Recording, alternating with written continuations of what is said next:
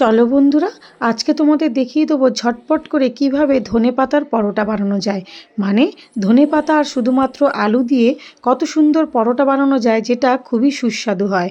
দেখো, আমার হাজবেন্ড এইভাবে ময়দাটা মেখে দিয়েছে, আমি চাপা দিয়ে রেখে দিলাম। হ্যাঁ, আমার হাজবেন্ড কিন্তু খুব ভালো রান্না করে। দেখো, কাঁচা লঙ্কা কুচিয়ে ফেললাম, কুচিয়ে নিয়ে এইভাবে দিয়ে দিলাম। আর দিয়ে দেবে খুব বেশি পরিমাণে ধনেপাতা। ঠিক আছে।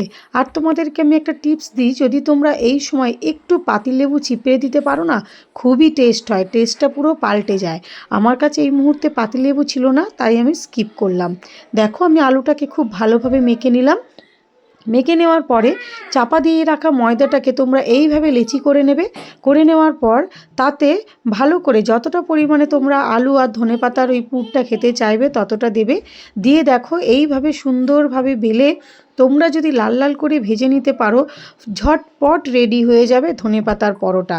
এটা এত টেস্ট লাগে, তোমরা যে কোনো সস কিংবা তোমরা চাটনি দিয়ে এটা খেতে পারো বা পরিবেশন করতে পারো, দেখবে খুবই ভালো টেস্ট হয়। একবার শীত তো পড়েই গেছে, সন্ধ্যের স্ন্যাক্সে হোক, রাতের ডিনারে হোক বা ব্রেকফাস্টে একবার তোমরা বানিয়ে খেয়ে দেখে কিন্তু অবশ্যই জানিও যে কেমন হয়েছে। তো আজকের মতো টাটা।